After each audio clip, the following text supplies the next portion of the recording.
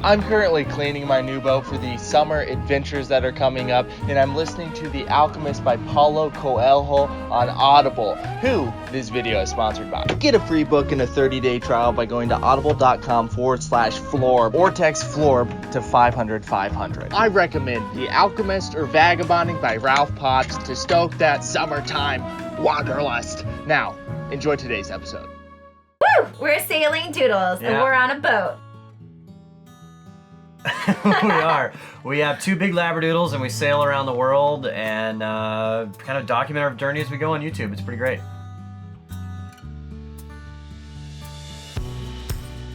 I've always wanted to go sailing. It's been my dream to retire early and go sailing. You know, it's one of those things like in the back of your mind, is it ever going to happen? And I was a corporate pilot. I had a really good job flying private jets for a wealthy family. And then I woke up one morning with about the worst headache you could have. And it was because I was having a stroke. And when that happens, the FAA tends to not let you fly anymore.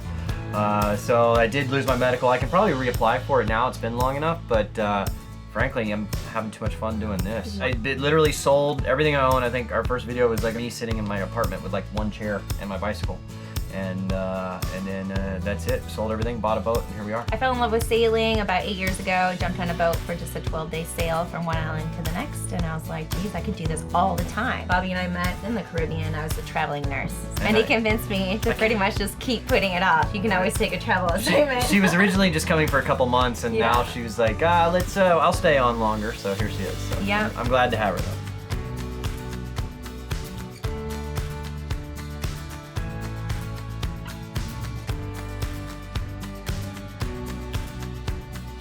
Welcome to the White Squall. She's a 1996 Beneteau Oceanus 50. We've been on her now for about 3 months. She sat on a mooring for a long time, kind of rotting away, and she just in the last year was refit. This is actually our dinghy. It's kind of like when you're out cruising, that's your car.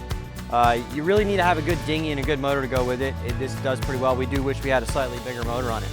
But this is the head sail, also known as a genoa. Of course, we have our anchor here, and this is called a windlass. Basically, it's got an electric motor that will bring up and down the anchor, which is, because we have 250 feet of 3/8" chain that weighs like 8 pounds a foot. So imagine trying to haul in 200 feet of that. That would be mind-numbingly awful. But moving back, we have a big storage hold right here. This used to be, or it could be, the charter captain's crew quarters. I wouldn't want to sleep in there. It's really small. It's like one bunk. Actually, there's two. But we use it for storage. We have our bicycles down there. We store our extra sails and extra provisions and stuff that we don't need on a regular basis. We also store our fenders and dock lines and everything here.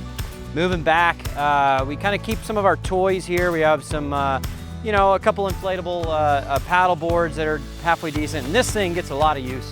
This is our beanbag, and that's our favorite place to kind of hang out when we're sailing. Just lay there and relax, enjoy the view. Of course, our mast and all our rigging here. This is pretty much where you control most of the mainsail. This is the mainsail.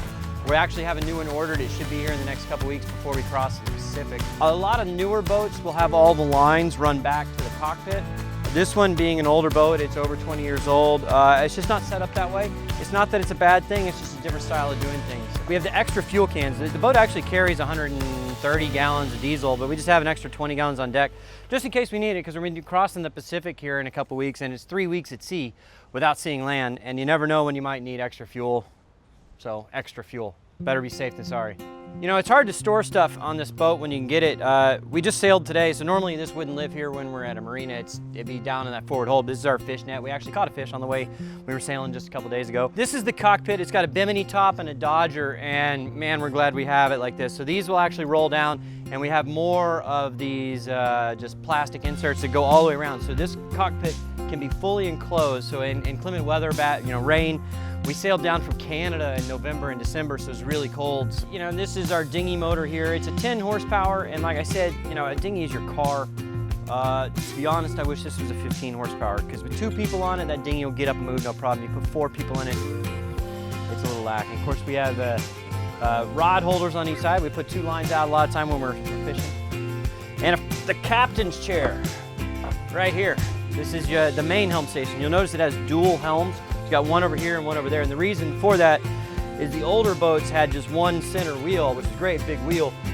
but how do you get past it walking through? So now they put 2 wheels that are smaller, you can sit on either side and control it, and you can still walk through and get a lot of space. A new addition is our freezer. That's a problem on a boat, is you don't want to eat canned food all the time, so it's nice to be able to keep some chicken and some steaks and stuff like that, and the fish that you catch frozen. This is our swim platform back here. Makes it really easy for getting off and on the boat. If we're in the water out swimming or something, we can put this ladder down. And this is actually where we can keep the dinghy. These are called davits, and they'll raise the dinghy up and park it right here. But we're in a marina, that'd be in the way, so we pulled it over there. So this is our main navigation station. It's a Simrad Evo 3, and it'll do everything. It's got our charts here, so we got our own position, all the other boats here. We can also check out the sonar and wind and everything with that. So it does and it does radar too. We have the radar up there as well. But this is kind of where we hang out. This is the cockpit area. These tables fold up on each side. We play a lot of games and cards and dominoes and all that stuff while we're underway, and it keeps us entertaining. Of course, over here we have our grill, so we do a lot of cooking out there. It's kind of hard to do that when we're underway, but when we're at anchor somewhere, it does quite well. Up here we have some more sail controls. This controls lets the forward sail in and out. These control the main sheets. There's a few other various functions here. If you're familiar with sailing, you kind of know what most of this stuff does. But it's a really comfortable boat. It's definitely a step up from the boat I was on before. There's storage pretty much everywhere on a boat you can think of. You know, you would think this is just empty, but it's actually it's called a lazarette. We have our scuba tanks stored in here. We have 3 on this side, we have 3 on the other side. We actually have 2 more that we're trying to find a place for. We also store a lot of things like extra lines, and life jackets are on that side, and all of our electrical components like shore power lines and stuff are over here. All right, welcome to the salon. This is inside the White Squall.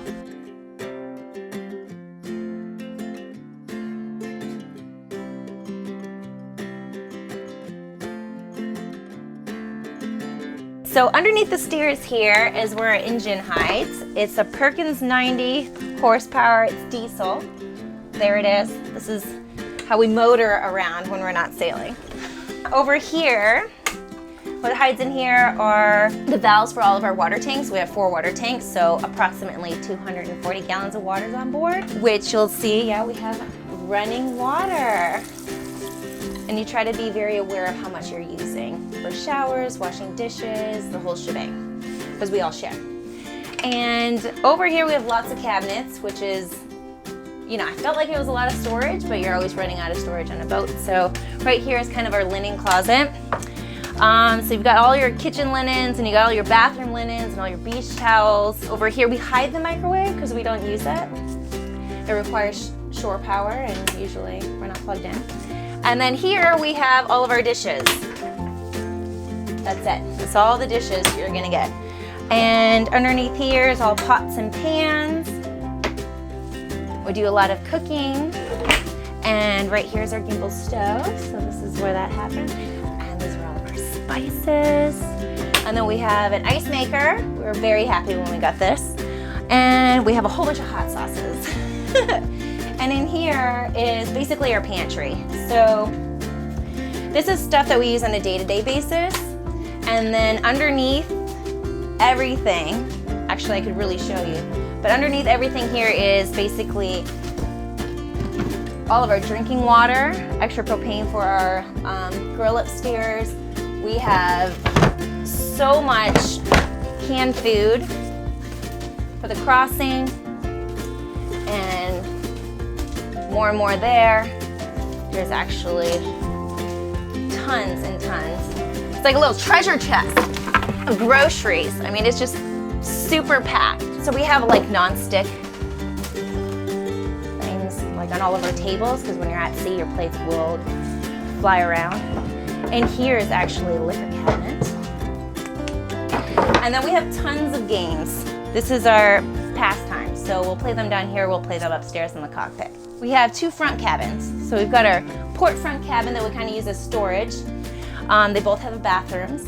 And then we have our starboard front cabin. So these are both electric heads with fresh water. So that's another thing we need to think about with our water tanks. You know, those are using our fresh water as well. The back two cabins, the aft cabins, are pumped. They're pretty spacious. The beds are bigger in here. So a lot of people like them, and they're supposed to be more stable compared to the front cabins. But if you come in here and you check out the bathroom, these bathrooms actually you physically have to pump them, just kind of like an RV, I guess. And these are saltwater. So you can use them as much as you want, I guess. And then they all have levers. So when we're in the marina, everything's shut off. So we hold everything in our tanks, and then when we go to the ocean, we open them up, and voila, we're empty again. This area right here is Bobby's station. I know some stuff about this. I know I turned these off and that button when we were starting the motor. And for the most part, this is pretty well labeled.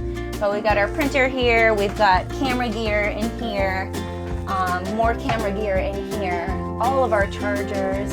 When I pick up like some of these floor pieces and parts of the bed and I find a new storage area, I get really stoked because you always feel like you max out of space, and then you find like an area and you're like, oh my gosh, this is amazing. So that happened to me. I found 2 extra places and I was like, oh, you never even believe it. I found more storage, and he went out and bought 8 scuba tanks. So bam, it was gone just like that. This is the front cabin. You saw one of the back cabins. So the bed's a little bit narrower. I like these rooms a little bit better because if there's 2 people, they both can have a drawer for their things, and there is a closet. One thing about these bathrooms is all of them but this one, you have to take a shower with one hand and hold the shower nozzle. So, you know, that's kind of an art in itself, and you're moving. So here's our bed. The mattresses are pretty thin. They're actually really comfy still. So this one I've labeled scuba gear. It's a fairly big area. And then over here, what do we got in here? So this one's empty because we have guests that come and go a lot. So the idea with this empty area is this is where their luggage can go, because you can't really strap their luggage outside the boat because it'll get all salty and wet, and you know, it's not a good place for it. And this right here is our Army medical pack. Speaking of safety, we have fire extinguishers everywhere. There's some outside, there's right here on the steps, there's some in the kitchen. Then we have this beacon. It's electronic. I don't know everything about it, but if there's an emergency, then we turn this puppy on so people can find us. And then we also have this. This is another way that we can get found. I don't know exactly what this is called, but it turns on. This is from Bobby's last boat. And then we can all wear one of these. So each one on our life vest. So individually we can be found. And then we have flare guns and all kinds of good stuff. So if there's an emergency, we take this, and there's a life raft right above. And of course we'd already be wearing our life jackets. I mean, if you're gonna make that move, start paying off your debt. And you know, once that's done, get ready to sell your assets and go. For me, I had to graduate college. And then once that happened, I had to be a nurse for a year, and then a nurse for a year in a hospital, and then set up my specialty, and then be a traveling nurse. So I had to jump through all these hoops before I could do a 3-month assignment and then take off for as long as I wanted, which I knew I was gonna sail. And then when I ran out of money, I was gonna go back and do another 3-month assignment wherever I choose.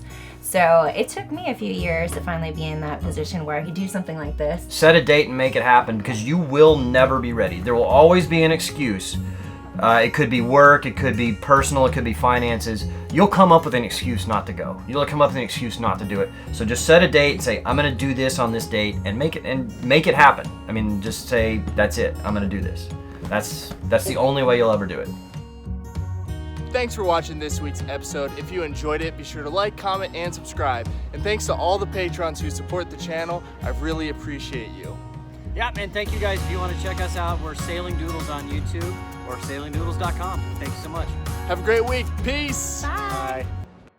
I hope you enjoyed this week's episode and that it got you excited for a summertime adventure. Audible is a great sidekick for all of your summer activities. Listen while you road trip, hike, or you lounge on the beach. Listening is the best way to binge the content that you love, and Audible has the largest selection of audiobooks on this planet. Expand your mind this summer with a free book. I recommend The Alchemist. Get your 30-day free trial at audible.com/Florb or text Florb to 500-500. All right, have a great week.